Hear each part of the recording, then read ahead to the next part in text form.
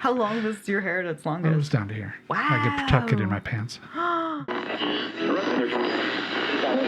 Oh, I'm sorry. Did I break your concentration?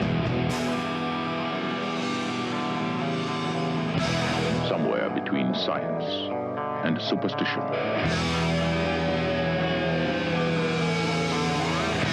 We have such sights to show you.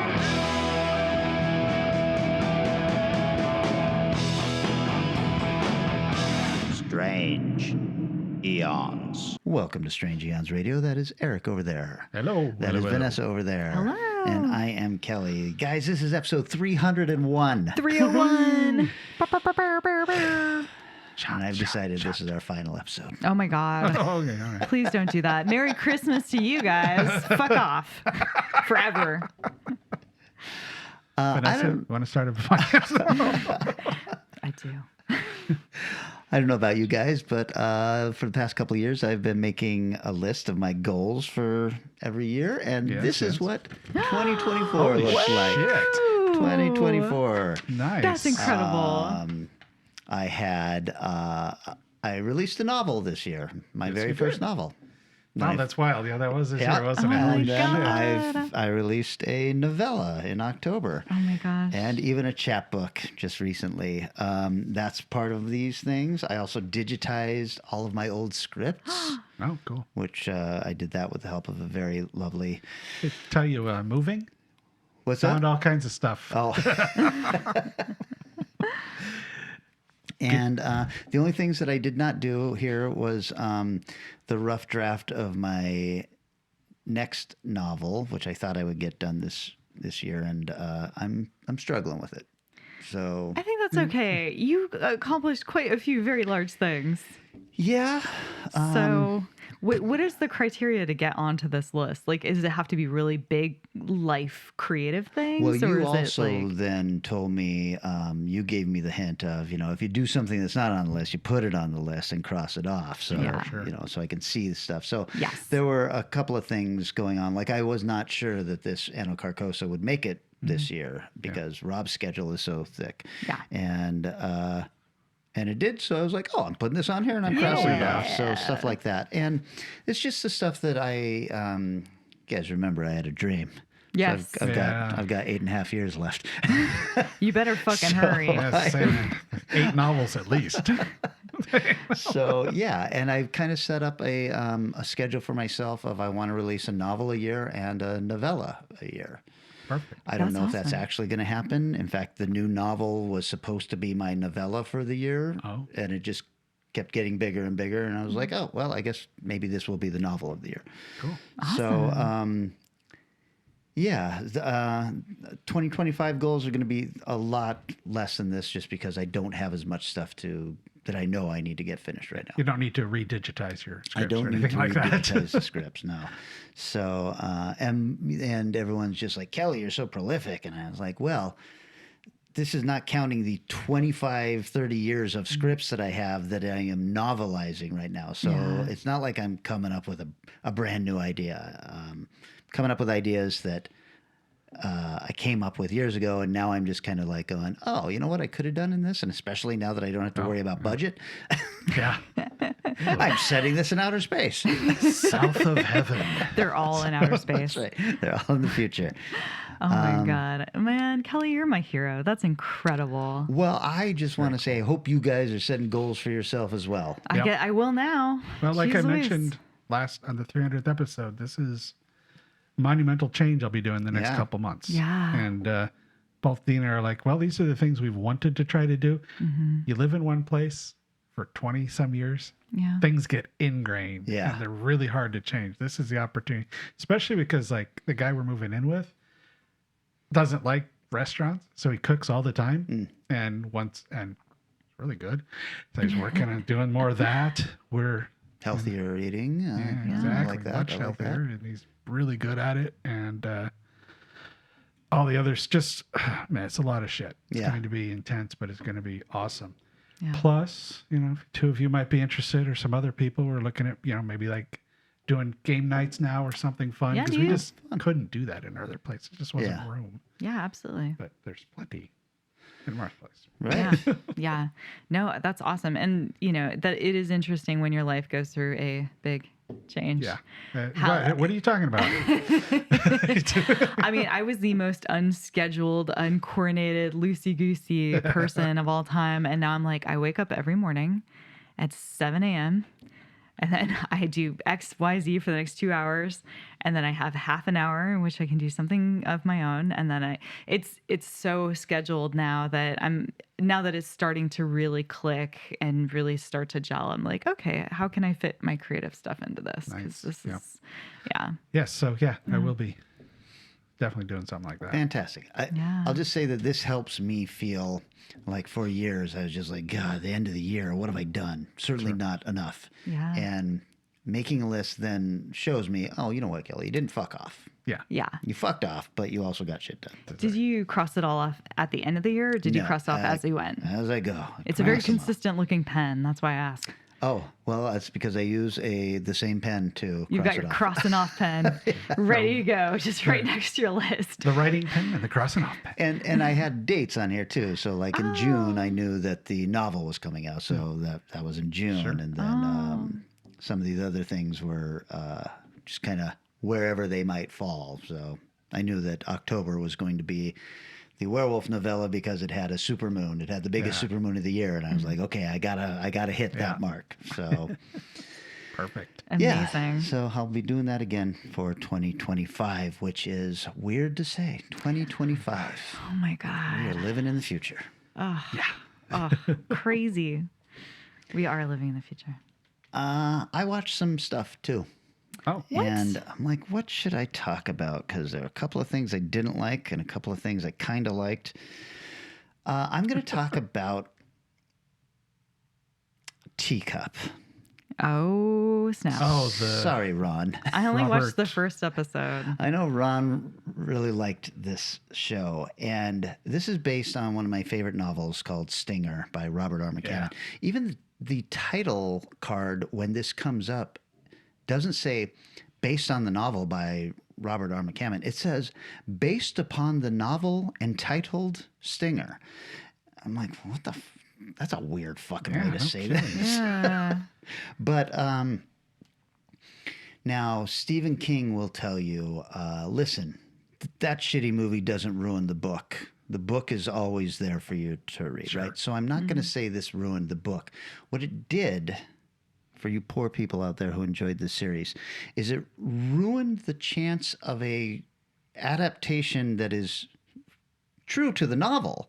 You're not going to get another adaptation of this amazing book because this big budget series that bears very little resemblance to it has come out. I don't know how it did in the ratings. I watched it all the way through and I just shook my head at the end of it, especially because it ends on a cliffhanger, and so there's supposed to be a season 2. And I was like, this bears so little resemblance to the story that I don't know why they would have called it that. Maybe they had to because they paid McCammon and he cashed the check. Yeah. Maybe they're trying to keep their rights. I mean, that's the thing that people do sometimes. I don't know. Eric, I know you love the book as well. And McCammon deserves so much more. Love that he's such an amazing writer, and Yeah. none of his stuff gets adapted. I mean, how does somebody not do Wolf's Hour? That would be such Wolf a Hour will be that's amazing. a ready-made movie to go. This is about it's a World War II story with a British spy who's a werewolf, and he is God. going up So against good. Nazis just before D-Day. Oh my God. And it's a spy thriller, and he's a werewolf. It's like this is a movie, right? Whoa. I mean, he runs into a little problem with The Stand and was that the Well, his was Swan Song. Swan Song? Yeah. Which are similar but really different. Very, yeah. But I don't know. He's just the kind of writer who deserves to have his stuff adapted. Yeah, he's had a couple of his short stories adapted into Twilight Zone episodes and stuff like that, and he's doing fine. I'm not worried about that. I want the Wolf's Hour, and I want Stinger, and I want They Thirst. This guy writes really novels that are tailor-made to be turned into movies. Yes, Very exactly. cinematic stuff. So, Teacup, your mileage may vary on this, but what they did, never forget what they did to you. They took away your opportunity to get a good adaptation of this amazing book.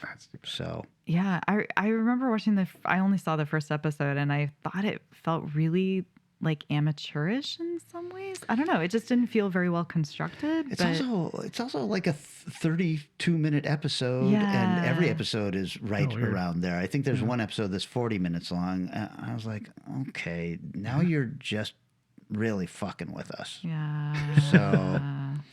So a bummer. Teacup though is on Peacock if that's your thing. That's your Well, jam. I am continuing to try to watch Christmas movies and continuing to be pissed off. So Happy time of the year. I watched 2006 The Holiday, which you guys may or may not remember, is that movie which has Kate Winslet and Cameron Diaz, and they're two ladies who are stuck in a rut, and so they swap houses. And this is long before Airbnb exists. Jack Black in this one? Jack Black is in this Yeah, as a I love remember interest, this. as is Jude Law. Jude Law. It Combination also, of love interests there. God, it has so many famous people like in the background or for a minute. It also has Edward Burns in it. It has John Krasinski in it for like half a second. It has redheaded actress. Oh my gosh, I'm forgetting her name. Very, very famous. Nicole Kidman? No, young and went crazy and was in Mean Girls. Oh, right. Crazy Girl. Yes. Yeah. James Franco is in it for a second. It's very weird because you're watching it going, wait, what? Apparently Dustin Hoffman's in this for a second. Lindsay Lohan. Yeah. So I was not talking to you. I was talking to Lindsay Lohan. Anyway, so The Holiday. What a pile of shit. So, okay, I'm watching this film and I'm like, man, you know what? I haven't seen a good rom-com in a long time. I mean, I haven't seen Serendipity in years. I want to rewatch that. There's just like good films out there that, make you feel good and they're, easy, but whatever. And I'm watching it, I'm going, I am so glad that middle tier movie has disappeared from theaters. Oh. Thank fuck. Because we have to get more of this slog to watch. Like, it has some of the worst acting that they have put upon Kate Winslet's shoulders, where they're like, so you're in love with this guy, but he's not in love with you. But he's so handsome. And you just can't help yourself. Rufus Sewell. Oh my goodness, you just can't help it. And so you're just going to cry in like every scene because you're so sad. Your life is so incomplete without this guy who treats you like trash, very obviously. And you had like so much so that he announces that he's engaged at the Christmas party after flirting with you, and then flirts with you after asking you to edit his book, and you say yes because you're a rag. Pitch And meeting going on here. it's awful. Awful. I mean, you go at one scene where Cameron Diaz is explaining to Jude Law how she is just terrible at sex, but thinks that they should have sex anyway. I'm like, what the? No wonder my generation of women were fucked for relationships. We were absolutely fucked to understand how we're supposed to be in them. Oh, so much therapy. I blame it all on 2006's The Holiday, which you can watch for free on Amazon Prime. Or not. Sorry. I was so mad. I am still so mad. Yeah. How is Jack Black a love interest? And how is he a serious actor in this? It doesn't make any sense. It doesn't make any sense. I believe it was the famous poet George Michael who asked, "Do they know it's Christmas after all?" I also would wonder. Nope. Probably not. Probably not. Probably not. Oh, and she makes trailers for a living, and she lives in a huge house in Hollywood. Huge house. Cameron Diaz makes trailers. She's an editor. What the fuck? We don't make money, people. The We true don't make Yes. money. reason comes out. We don't make that kind of money. Come and see the violence inherent in the system. Fucking what? Okay. All right. Just dive in here real quick. Out come the wolves. Okay. It stars Missy Peregrine. They say her last name. Best known for the criminally underrated and underwatched Reaper TV show. Never saw it. I saw it. I think it's rated about right. Nah, I love that show. It was a lot of fun. It wasn't smart, but it was a lot of fun. Anyways, and just like two other people. It's a in the woods kind of thing, and I've seen this poster. It's Cool a horror poster. movie. sort of, Okay. not really, Okay. but it's more of a survival kind of one where her fiance wants to write an article about hunting, and her childhood friend does a lot of hunting, lives out in the woods and something, or lives in a cabin. And so they go out to meet up with him, and he's going to show them how to things. And they go deer hunting and find out that wolves have moved into these woods when they haven't had wolves before. Oh. So it's a neat premise, and it's okay. it is a love triangle because, you know, of course, the old friend is interested in Missy, and they needed her more. The stuff she's in is the best part of the movie, and a whole bunch of it is the two guys going out to the woods and trying to hunt or teaching him how to do stuff. But when she finds out that, it was a huge spoiler because it happens in the middle of the movie, that her friend abandoned her fiance in the woods after he got attacked by the wolf, she becomes really interesting, and it gets kind of cool from that point on. But it just, luckily, I think it's only like it's a really short movie. It's under 90 minutes. So Oh, perfect. that helps a lot. And if you like her, it's well worth seeing. So it'd be like a soft recommend. It's fine. I think it was on Netflix. You know, it sounds so reductive, but it's true. As I get older, 90 minutes is the sweet spot for a film. Look, I don't need your 2 hour and 20-minute film. In fact, I get angry. Don't watch Metropolis. When I was Megapolis. I was so amazed doing the 100 movies this year, how many of the movies I was watching from this year were 90 minutes or less. I'm like, because I remember saying specifically last year, there are 100 movies. There's so many goddamn movies over 2 hours. Yeah. And it's like a whole bunch of the filmmakers figured out, oh, this is stupid. We're spending way more money than we need to. Right. Yeah. We could cut so much out of this and make it leaner and meaner. I think that's why there's a lot of really good horror movies this year, is because they're leaned down and just telling their story instead of trying to fill that. Well, the Avengers was over 2 hours. Yeah, that was the fucking Avengers. It's different. They had so many films building up to it. Yes, We were all willing to sit through it. So I do like that. Yeah. And Yeah. I even remember Substance isn't over 2 hours. Like, Yeah. oh, what the fuck? And they're going, it must be good though, and you can do that. If you can do that for 2 hours, Right. do it. But don't try to just make a 2 hour movie, man. I'd say The Substance could lose a half hour. It would, yeah. Actually, there is yeah. definitely rooms that could be trimmed down. Yeah. Yeah. When I see like 88 minutes on a runtime, I'm like, this film already is 5 stars. So Yeah. Especially when I'm doing one for this podcast. And I'm like, all right, I got to choose between these three movies. Which one's the shortest? Excellent. You're the one. We're going with you. Yeah. I mean, I'll come to and you're Wolves right. someday. Like I also was scrolling through Shudder and came across Host again. I was like, man, that movie's awesome. And it's what, 60 minutes?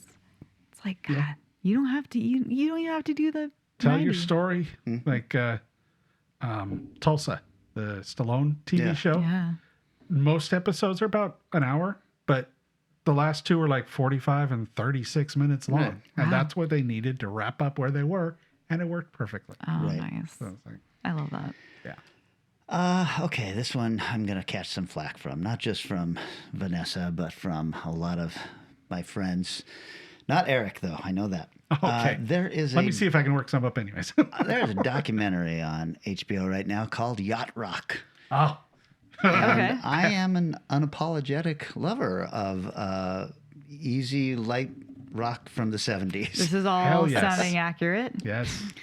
And mostly what I love about this is the love that is absolutely heaped upon Michael McDonald, who I think is one of the finest vocalists. And Underrated. I don't know if he's underrated. He had some. He's got millions fucking of hits. success. He had a couple giant successes. But he has been kind of, I think, made fun of in the ensuing years. And then, so for them to talk to a bunch of new musicians who are just like, oh, fuck, Michael McDonald is the king. I'm just like, okay, thank God. I'm not alone in thinking this. It is really interesting to watch a documentary about a type of music that was categorized 40 years after it was popular. Yeah. Yeah. Yeah, it's like, I remember hearing that what the fuck is Yacht Yeah, Rock? Yeah. totally. And they go into detail how they came cool. up with this, because it is a documentary that follows the guys who made a 2005 web series that I have to watch that is called Yacht Rock. Oh my God. Where they are playing versions of Kenny Loggins and Michael McDonald. So they have these very dramatic ways these songs came about. It looks very funny. But then they have interviews with Kenny Loggins and Michael McDonald, and Steely Dan Wow. famously turns them down. Dan Fogelberg, who basically at the end, they call him up and they say, can we talk to you about this type of music that you were involved with? And he was like, what type of music is that? And the director's like, well, Yacht Rock. And it's just a beat of silence. And he goes, go fuck yourself, and hangs up on them. Unsurprising. So a lot of people took themselves very seriously back then, and still do. But there is just a real love for this soft rock music, and they're like, is the Eagles Yacht Rock? No, there's too much country, too much rock in their music. Yacht Rock is a very specific style of music and everything. And of course, they get to Christopher Cross and the song "Sailing," and they're like, this is almost the perfect Yacht Rock song. It's literally about being on a boat. I had the funniest, weirdest Mike McDonald thing happen one time. Dean and I watch shitty sitcoms before we go to bed. We were watching Growing Pains. And at one point, he goes to Hawaii. Terrible episodes. I mean, mind-numbingly bad. And there's this song that starts playing. It's like, God, what did they hire a Mike McDonald sound-alike? Looked it up. No, it was Mike McDonald's song.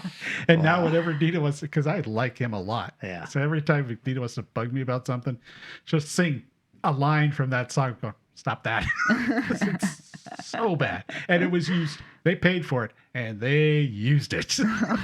It's like, oh my God. I love Michael McDonald Doobie Brothers, and I was dating a woman who hated that. And so anytime we went to a bar that had a jukebox, I would find that and play it. And I would play, like, I'd put in $4 and I'd just hit that song over and over until she noticed, and then got furious with me. And sometimes I would follow her around the house and sing it.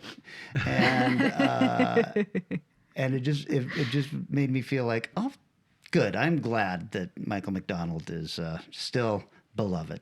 Aw. Yeah, definitely need to see that one. It's Yacht Rock. It's on HBO Max. It is a very funny documentary, Oh, cool. too. Aw. I mean, there's a lot of humor in it. You should have some humor when you're talking about something called Yacht Rock. Yeah, absolutely. Wow, Kelly, you do you. I do me. Well, I do me. Would you do me? I puts don't the know why I'd lotion be in the mad at you basket. about watching this documentary. It sounds very pleasant. What I am mad about, Uh-oh. Oh, another movie? 2 for 2? I mean, look, actually, okay, so I've been watching all these terrible Christmas movies, looking and looking for a good one for this year, because usually there's at least one good one that makes me feel really good. Sure. And so far, no. I have probably mentioned seeing Meet Me Next Christmas, which is a pile of shit. I've mentioned Merry Gentlemen, which is a pile of shit. And I read a New York Times article saying Christmas Secret is going to be a pile of shit. That's the Lindsay Lohan Netflix movie that just dropped this week. Okay. It's fine.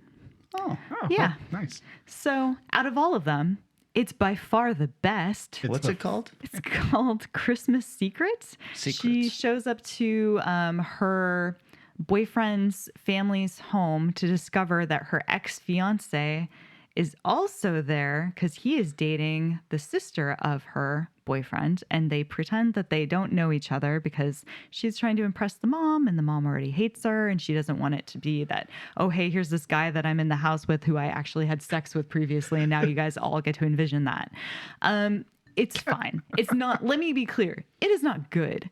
It is not a good movie. It is not even probably the top 10 best Christmas Netflix movies, but it's the best one so far this year. I will continue to dig.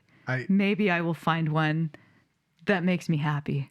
That explains why I saw like all these Lindsay Lohan articles popping up on Lindsay Lohan looks great again. She's bounced back. I'm like, well, has she really? I've watched 2 Lindsay Lohan's bounce back Netflix movies already, and they were both so god awful. I was like, this one's got to be better, and it is. She actually, she looks like nice. The Botox has like settled a little, so she can smile and move her face a little more, which is a big plus because she can act. You just gotta.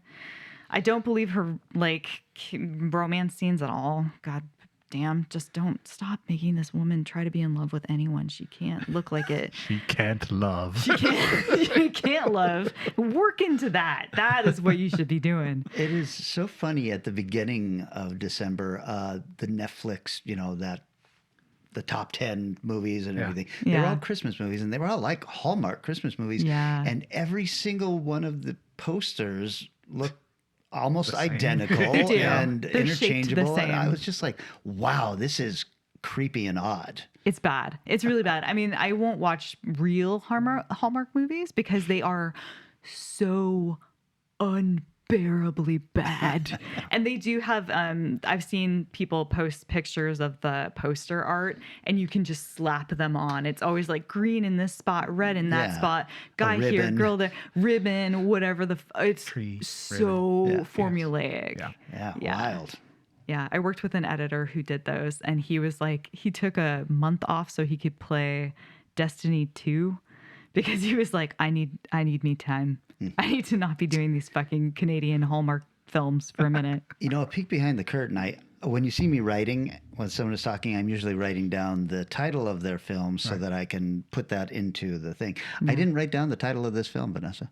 It's not going to show up in the discussion. The algorithm? Yes. That's good. Are you cutting this entire segment out? Well, I've just not seen a movie this week. I'll just make it sound like you loved it. Editing magic. Don't you dare. All right. So I watched another Netflix movie, 2025, list on a horror movie called Don't Move. Oh, yeah. That is also on my list to check out. Was it good? It's worth watching. Okay. It's I don't remember which one you're talking about, Kelly, but it's not an original. There's very little original in this film that you haven't seen before. The idea is a guy gives a woman a paralytic drug and goes from there. Yeah, this premise was icky enough that I was like, I don't think I can watch this. It's not icky in its execution. Okay. It's because most of the idea of the movie is he gives her the paralytic and he's going to take her someplace and do awful shit to her. Things, yes. But the whole story is him trying to get her to that place. Okay. So it's all the movements through the woods or stuff in trucks and stuff. He never gets to the point where he starts doing anything to her. So it avoids that nicely. Okay. And it just works. And there's moments where it's like, well, what did you... Stupid little things. Like she set a timer on her phone as she was... Because she said it lasts a certain amount of time. So as she was losing it, she set a timer on her phone to count down. Okay. And at some point, she gets away from it, and a guy finds her, and he turns off the timer on her phone. I'm like, what the fuck did you do that for? Right. There was no... And they made it very specific. Like, here, he's turning it on. It's like... Okay. But so there's logic leaps in any movie like this that has that, but performances are interesting enough. The Finn who plays the bad guy is interesting enough.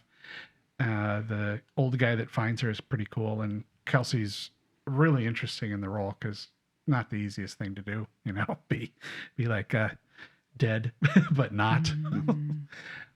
So, and again, this one is an hour and 32 minutes. Okay. And it moves at a pretty good pace. It's fun to watch. It wasn't anything special. It's not anything great or earth-shattering, but it's a good, solid, nicely made thriller. I would say if that sounds interesting to you, definitely check it out because it's well done for what it is. All right. Don't Move can be found on Netflix. That's right. I was like, wait a minute. What? Can I just say, though, really quick, there is one good holiday thing I've seen this year. Oh. Okay. Bring it on. The Roku holiday screensaver is incredible. There's so many funny Easter eggs. I spent like an hour trying to figure out all the cool little movie references in that. And it made me very happy. And so far, that has been the most joy that I've gotten out of this entire holiday lineup. Holiday. Thank you, Roku. I appreciate you. I see you. I see you. Fuck yeah.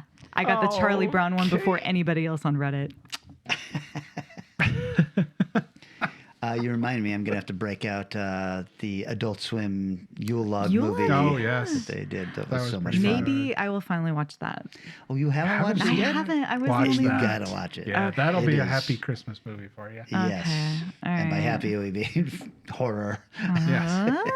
Okay. Okay. With some Okay. humor, though. It's very good. Yeah.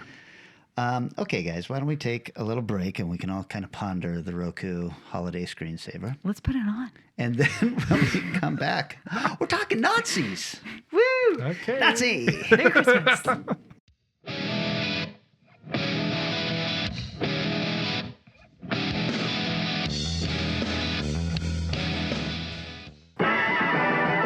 G.I. Joe, G.I. Joe, fighting man from head to toe, on the land, on the sea, in the air. G.I. Joe attack! Boom, boom! G.I. Joe takes the hill! Bam, bam! Horrific battle! Terrific equipment to have a battle with. When you get G.I. Joe and the authentic G.I. Joe equipment, you'll have the greatest realism, the greatest fun you ever had in playing soldier. Box after box of authentic uniforms and equipment, so you can change your G.I. Joe soldier into a camouflage Marine ready for battle, a Navy frogman with complete scuba suit and inflatable life raft, an Air Force pilot with high-altitude helmet and air vest. Get G.I. Joe and get G.I. Joe equipment so you can set up exciting battle action whenever you want. Remember, only G.I. Joe is G.I. Joe. Hello? Let's see who's called the Strange Eons radio hotline. Hey guys, it's Mike the Bronzo. I got to hand it to you. You mentioned my name so many times during Thanksgiving. Started to feel like Kaiser Sose. It was Ed just started cracking up by the time my message rolled. And hey, Vanessa, thank you for watching or about to watch or have watched a spectacular movie I suggested. I definitely am looking forward to how you feel about that. Anyway, guys, hope you had a great holiday. Everybody, if you're listening to this, hope everything went well. And I don't know, talk to you later. If you'd like to call the Strange Eons radio hotline, dial 253-237-4266. Nobody hangs up on me.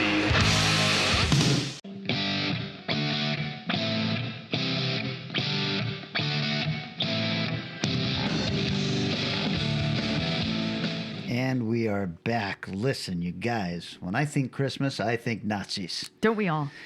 So that is what we are talking about, Vanessa. Baby Jesus, Nazis. Snowman, Nazis. Guess I know whose Christmases I'm not attending. Putting 5 minutes on the buzzer. Excellent. Okay, well, the reason why I chose Nazis is because I wanted to watch 1983's The Keep.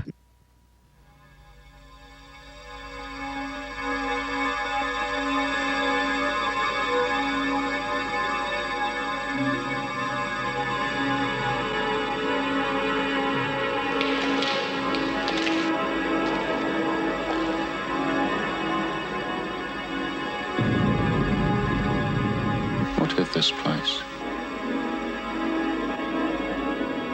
No one knows for sure.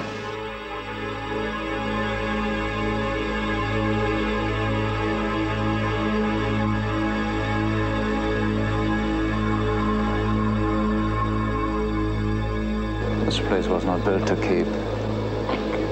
anything out. This place was built to keep something in. You must not stay here. Something has been released. Something. Did you find what you were looking for? Did you expect to find me? What are you?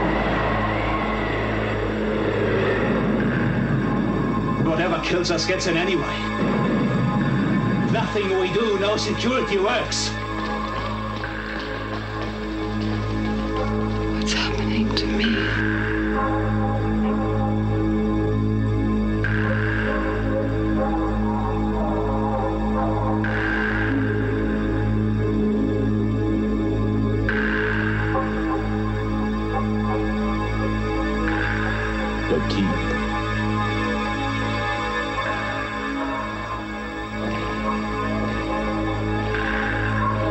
Presented in 70mm and 6-track Dolby Stereo. The Keep. Coming soon from Paramount Pictures. Because it's coming out on Vinegar Syndrome and I pre-ordered it and I wanted to check out this wild adventure that I had never seen before. This is a movie that has a budget of $6 million, box office of $4.2 million, directed and written by Michael Mann, 26 credits, including going on after this to do Miami Vice, also known for Thief, The Last of the Mohicans, Heat, Collateral, and this story is based on the book The Keep by F. Paul Wilson, starring Scott Glenn of Hunt for Red October, Silence of the Lambs, and Backdraft, Gabriel Byrne from Usual Suspects and End of Days, Jürgen Prochnow from Das Boot. He's also Duke Leto from Lynch's Dune, and he's in The English Patient, and Ian McKellen, Gandalf in Lord of the Rings, Magneto in X-Men, and Death in Last Action Hero. So, music by Tangerine Dream. I know. I was like, oh, okay. Plot. So the story follows a group of Nazis in 1941 that are sent to guard an old mysterious fortress in the Carpathian Alps in Romania. They're warned not to stay the night, but ignore the warnings, though their leader, Vorman, notes that the place is built with larger stones inside and smaller stones outside, which is the opposite of how most places are built. Thus, it seems to be made to keep something inside rather than out. The caretakers from the village freak out as they see a Nazi removing one of the 108 crosses made of nickel that are aligned and adorned on the sides of the inside. They say, do not do that. Do not remove this.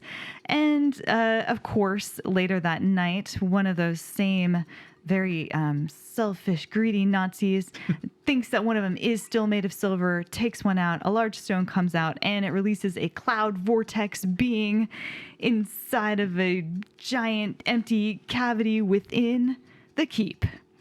The cruel SS officer set of people arrives to take over the operation because Nazis seem to be dying inside the keep now. They clash with Vorman, who is apparently an anti-Nazi sympathizer. We find out very far into the film.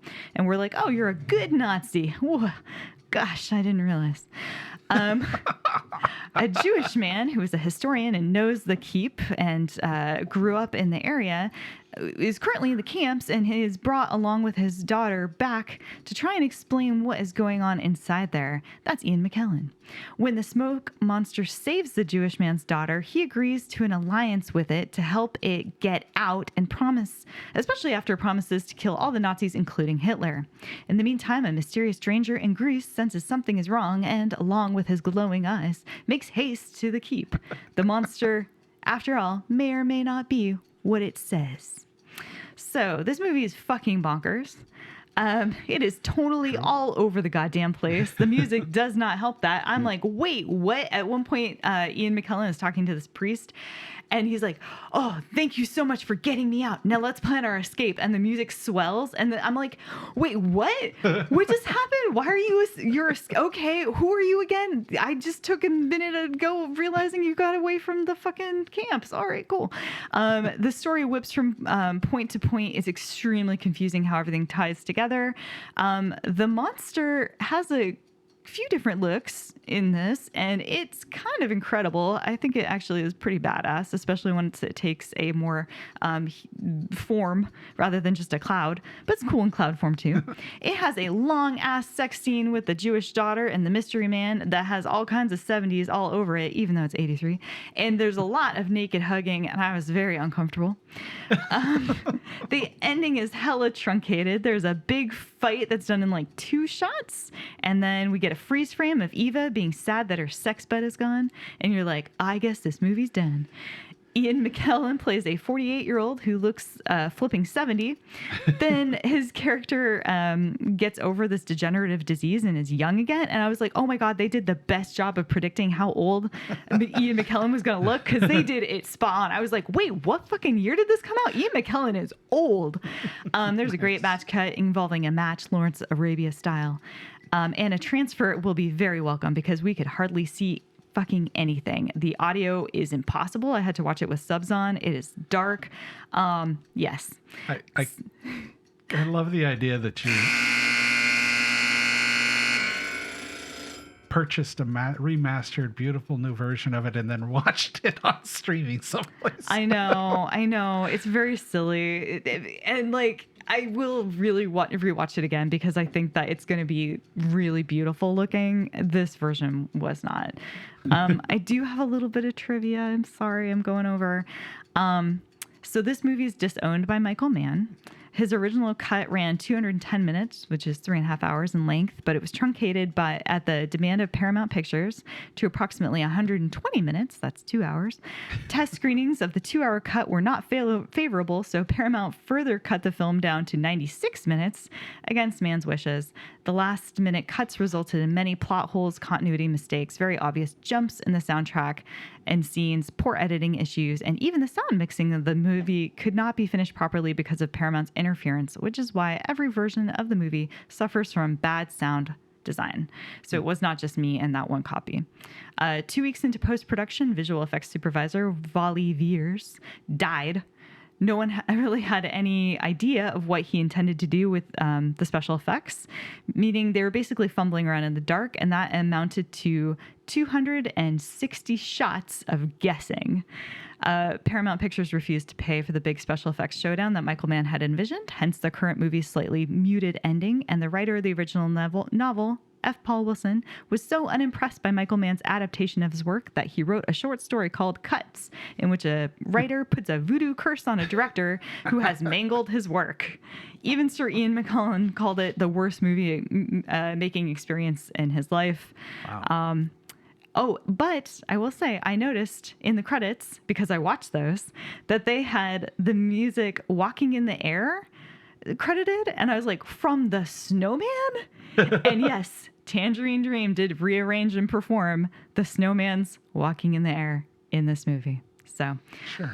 There's also a board game that came out after, as well as IDW published a 2006 version with the original writer doing the writing in it, and he said this was the best version of his film in a movie-like version. It's what it should have been. So if you want to know what that could have been, maybe check out the comic. Yeah, agreed. This is a very bad movie. Mm-hmm. I had the pleasure of meeting F. Paul Wilson at World Horror Con in Winnipeg, and then the pleasure of being his liaison for Crypticon when he showed up there. So I got to talk to him at length about this stuff. Yeah. And Eric and I, have the commentary that he and David Scow did. Ooh. That has never been released. Ooh. Dig that up and with the new release. Yeah. Check it out. It is a scathing commentary where they basically just blast the entire film. Oh, incredible. And this is one that is a real bummer. Even this release by, who's it? Vinegar Syndrome? Yeah. Mm-hmm. Is a bit of a bummer Yep. because it's going to look great, but it's not the 210-minute version. Yeah. Like, does that just not exist anymore? Or they just didn't get it? Like, there's no soundtrack to this either. If they could have put together and released a soundtrack with this, it would have been an instant buy for me, because I think the soundtrack is beautiful, even though it doesn't quite fit the film. Yeah.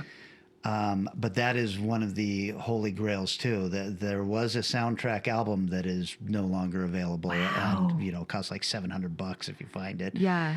So it's a troubled movie that I wish they could have released in some different way than what we have seen already. Yeah, and I did hear that, like, if you want to see some of the additional content, the original trailer has a bunch of stuff that wasn't in there, and the TV version that was released has stuff in there. So wild. Yeah, I mean, this has happened a few times with re-releases of content where I'm like, why did you bother? I think Event Horizon, it was the same. It was like, come on, guys, like, just the Event Horizon was. I did hear a talk on how hard they tried to find what was missing, and it just isn't. Either somebody's got it locked in a attic somewhere that's forgotten about it, or it just doesn't exist anymore. It's heartbreaking. Hunted. One of the cool things, we're always talking about Crypticon because it's our local convention, and Erica is very prominent in it. But one of the cool things about it is that there were some.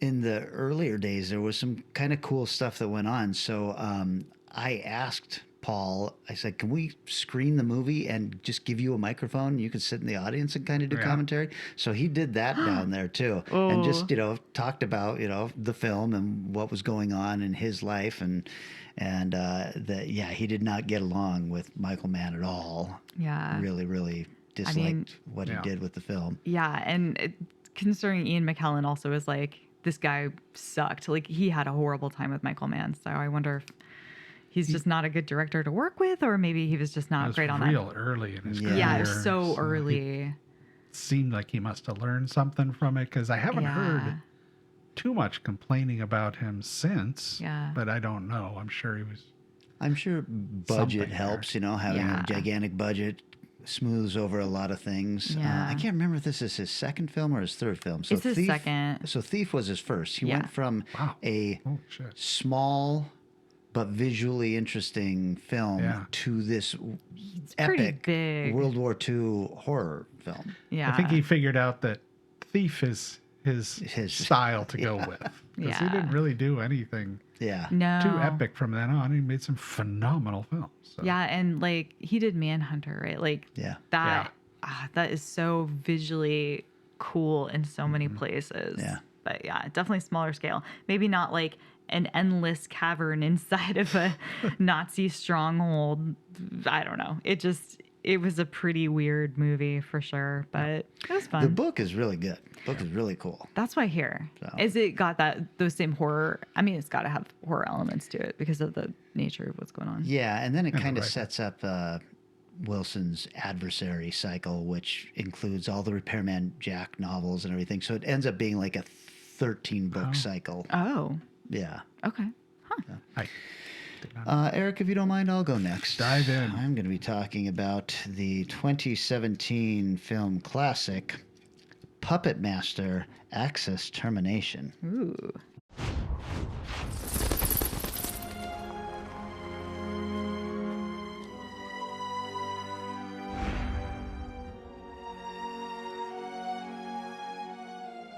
No!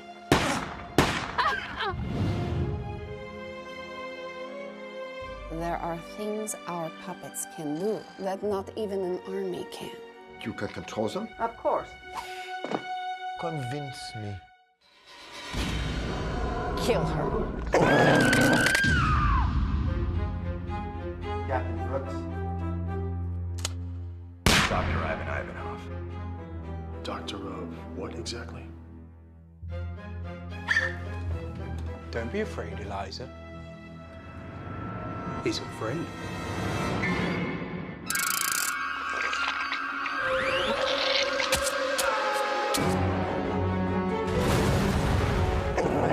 So, my little friend, we will finish our business. I dreamed of cities in flames. You dare challenge me, a dwarf! I have never tried to control them, only to guide them. Silence!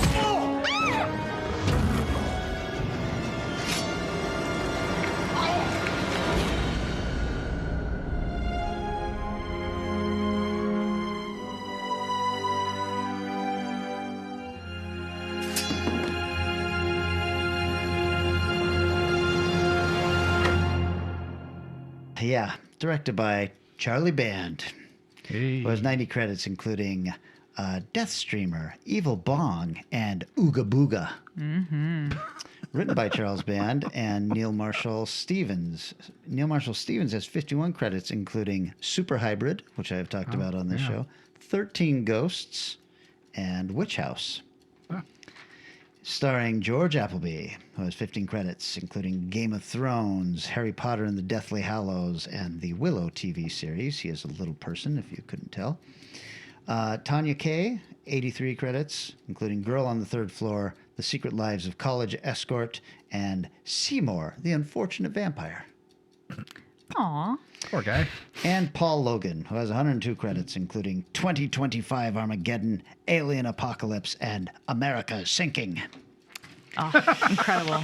All right. I bet those are all on sci-fi. You guys, Axis Termination is the 12th Puppet Master movie. There are currently 15 total, the last one coming out in 2022.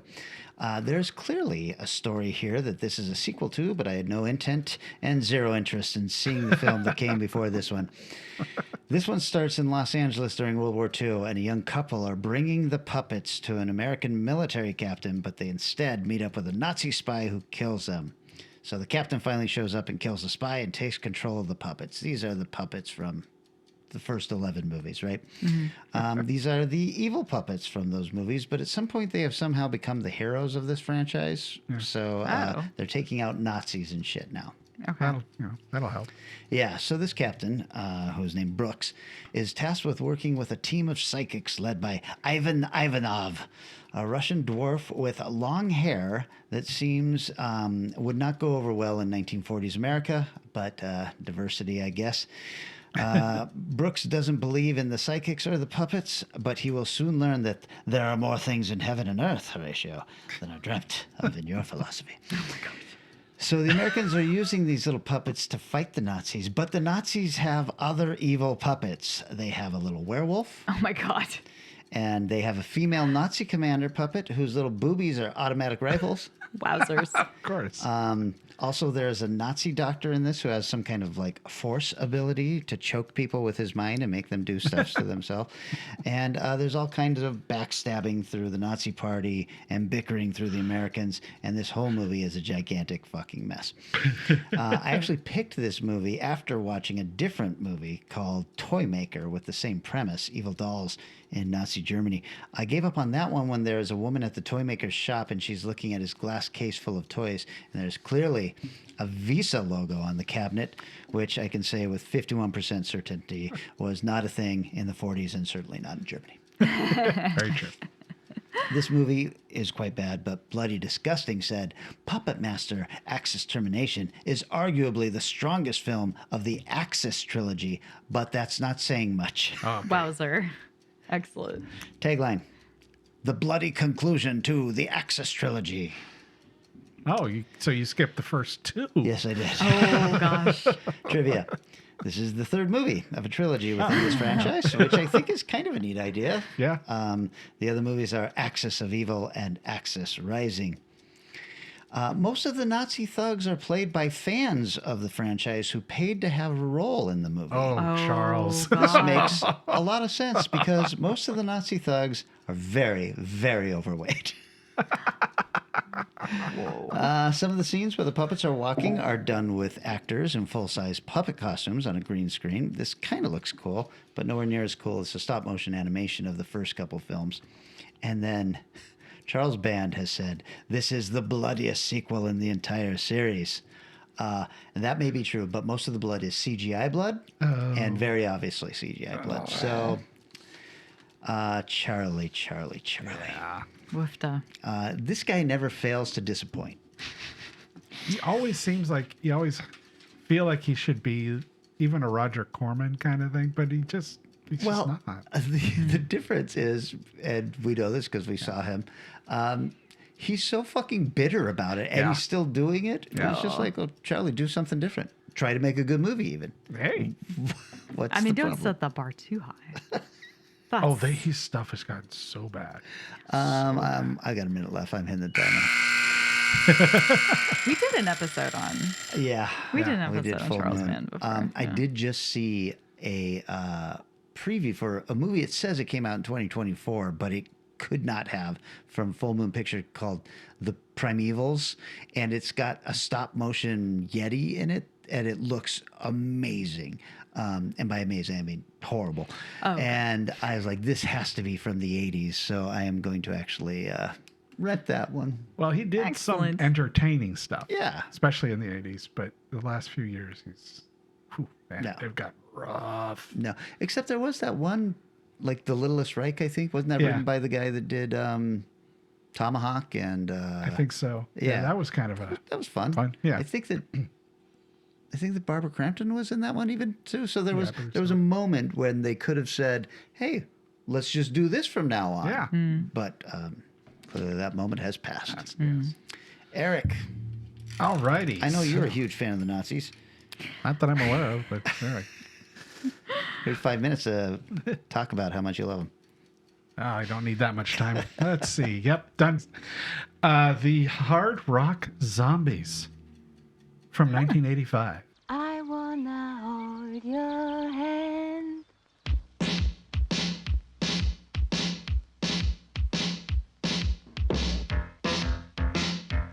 Well, come on! Put your hands together! I met a girl just the other night. She looked me over and told me she was a type. I didn't know exactly what to do, but I thought I better make my move.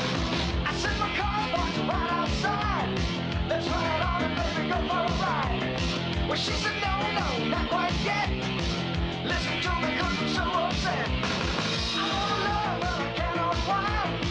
I'm in a hurry, but I'm out of time. Well, won't you listen, please tell me what to do. I said, shake, shake, shake it out, baby. Shake, shake, shake it out, baby. Shake, shake, shake it out, baby, tonight. Yeah, shake, shake, shake it out, baby. Shake, shake, shake it out, baby. Shake, shake, shake it out, baby, tonight. Why?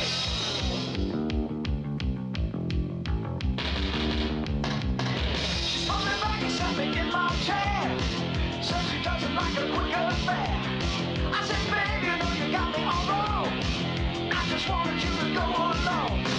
I wanna get you out of your mood. Well, life's too short for you to sit and stew.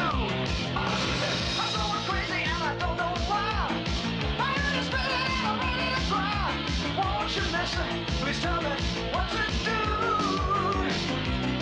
I said, shake, shake, shake it out, baby. Shake, shake, shake it out, baby, tonight.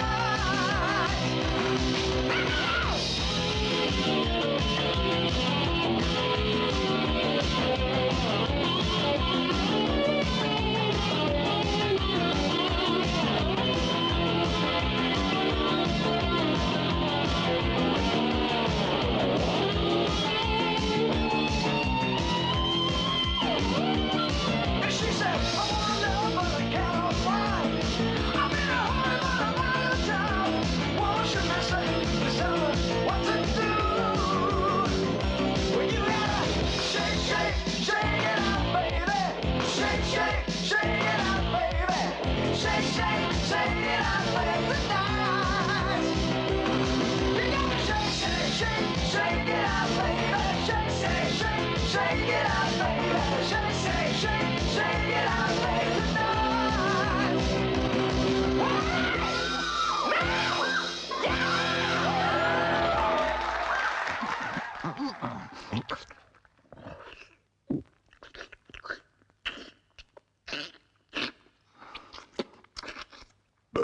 Hard Rock Zombies. Okay. Not much on Rotten Tomatoes, 55 from the crowd. This is available on Screenbox and Tubi. Directed by Krishna Shaw, who wrote or also directed American Drive-In, Cinema, and Ironsides TV episodes. Whole bunch of TV directing. He also wrote this, which he also wrote the same stuff, except he also wrote $6 Million Man episode, the one where what's his name? His handler got kidnapped. Where Oscar Goldman was kidnapped? Oscar. Yeah. He's kidnapped, yes. Come on now. And also David Allen Ball, who worked with him on American Drive-In. Actors, E.J. Curse, a few TV shows, Bones, the world's greatest tribute bands, whatever that is. Genu Andrews, who was in Dr. Alien and The Journeyman Project. Both big hits, right? Sam Mann from Rollerblade, Rollerblade Warriors, Taken by Force, and Guns of El Chupacabra. So you can tell where we're going with this one. It's going to be one weird movie. The sucker opens up with a couple guys in a convertible driving down the freeway, very obviously looking like 80s rockers. And then there's a lady hitchhiker on the side of the road. Is this supposed to be a music video? What is going on here? But no, they pick her up and they go to a lake and they go swimming. And watching them swim from across the lake is a guy with a camera and two little people running around inside his legs and outside his legs and stuff. And she takes him into the lake and then kills both of them in the lake. And cut to the band on stage playing, honestly, wonderfully bad 80s metal. I went and the soundtrack for this is on iTunes. Nice. So I grabbed like 3 or 4 songs off of it because, you know what? They're so bad, but they're so fun. For some reason, a few parents are in the audience watching this. They're going to be at the next city they're going to be at. City called Grand Guignol.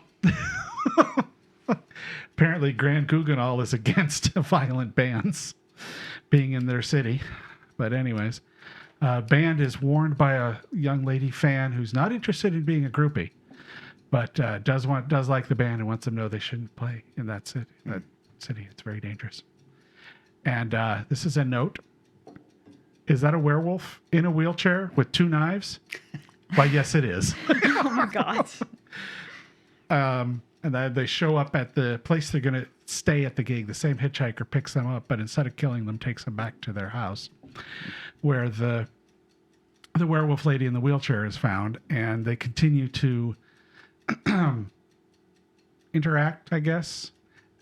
Anyways, movie crap happens. They do like 3 or 4 music videos in this movie, which thank God they did. Because those are all fun and dumb. Wonderful one of the 80s trope of a movie where the guys are running around the new town being dorks and screwing with stuff. It's like, wow, this is awesome.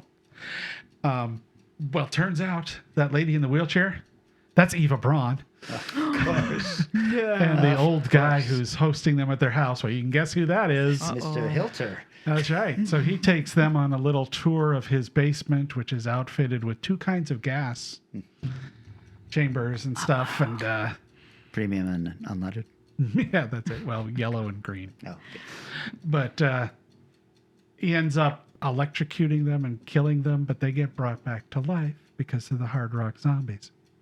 He tells the girl that warned them, if anything ever happens to us, play this song over our graves and it'll bring us back. Oh my God. And it does. Wow. And they go on to, kill him, of course, do their spectacular thing that needs to be done and killed all the Nazis and played more music with a ridiculous scene because the show had been canceled by the town. So they play to an empty stadium except for the one A&R guy that showed up to watch them, who loves them. Right. And he's a fucking moron. This guy is so weird. This is a terribly wonderful film. I looked up after I've gone, God damn, this looks familiar. I have this on a Vinegar Syndrome release sitting in my storage right now. But let's see, any trivia worth doing? They have some taglines. the farewell concert to Die For. They came from the grave to rock and rave and misbehave. Oh, I like that. In Rock We Trust. You can't keep a good band down. Oh. This originally appeared as a 20-minute short that was shot to be featured in a movie as the drive-in movie at a movie called American Drive-In. And the director decided, screw it, I'm making this into a movie. Oh my God. And yeah, it's definitely 20 minutes of story. Let's see. The production was annoyed with one of the crew members played pranks on fellow cast members by farting on them. Nice. Oh. So as payback, the lyrics of the song that brings them back to life are "Ernie is a stinker," said backwards. This is quality stuff, man. Whoa. So it came out in a double bill with from Vinegar Syndrome with Slaughterhouse Rock. Yeah, as the other. So thoroughly entertainingly stupid film. At least if you like, and you might like that bad kind of 80s music, rock stuff. It's got that in spades. And like I said, thankfully there's like 3 or 4 music videos. So you said you own this, but you streamed it? Yeah, because it's in storage, and I got part of the way through. God, that looks so familiar. And so I looked it up in my catalog of stuff. Oh, shit. Do you remember what you streamed it on? The Screenbox. Screenbox again. Okay. So, and Tubi has it as well. Oh, okay. Have you seen American Drive-In? No. It's one of the great hangout movies. Oh, is it? It's like a bunch of different kids were going to the drive-in, and then all the shenanigans that happen, and people are hooking up. And Oh, sort of like one of those American Graffiti kind of Saints and Confused. I love movies like that. Oh, yeah. I'll have to check that one out then. Do you remember the movie that played? No. Oh, that's okay. why I was like, I wanted to ask you, did it get turned into that, or did he say, no, this movie is too good that I'm making, you can't have this? No. Apparently there's the 20-minute version was used in there from the way it was written. But I haven't seen that, but I will check out American Drive-In and then watch for it. Yeah. Wow. Well, way to go, Vanessa. Yeah. See? Mm-hmm. The spirit of Nazis. Well, so then it's my Killing turn. them. Yes, of course. It's of course. my turn to pick a subgenre, and I've decided we're going to do Ku Klux Klan movies for the next one. Hey. So let's see. My exit strategy from Spring. America. No, I feel like, what the heck? We're in the holiday season, and Vanessa's watching holiday movies. Why don't we all give ourselves a chance to watch a holiday movie? It does have to be some kind of Christmassy movie, but I'm not going to make you make it a horror film. That's always a bonus if that happens. But whatever genre you like. Yeah. Yes, Die Hard is a Christmas movie. Yes, Gremlins is a Christmas movie. You guys I got watch no whatever problem you with want. that. Yay. Oh, I'm really excited about this one. Yeah, this will be nice. A nice break from Nazis. Hey, man, we haven't done Nazis in a long time, if ever. Let's be clear. There's some break needed. Be clear, I've never done a Nazi that I know of. Y'all. Listen, if you like Nazis, why don't you call the Strange Eons Radio talk line and tell us all about it? That number is 253-237-4266. Or if you don't like Nazis, but like us talking about how we watch these Nazi-related movies, call us on our hotline and leave us a message. Or reach out to us on the Strange Eons Radio talk page, or on Facebook. If you just love Nazis so much you feel like you got to give us money after this, you can do that a variety of ways. We call that value for value. If you get some kind of value out of this, give some kind of value back. All right, guys, great to see you. This is the start of the next 300 episodes. Oh, yeah. Very cool. So I'm here for it. I might be here for it. Next 6 years. Woo! All right, I've got 6 years left of me. We will see you in 7 short days. See you next Thursday. Transportation and other considerations for Strange Eons Radio, produced by Pan Am Airlines. When you think of traveling, think of Pan Am. You can't beat the experience. Guests of Strange Eons Radio stay at Econo Lodge Everett. It's an easy stop on the road, you know what we mean. Strange Eons Radio is recorded live in front of a studio audience. If you enjoyed this episode, please consider leaving us a positive review on your favorite podcast app. Sit, Ubu, sit. The Roku holiday screensaver is incredible.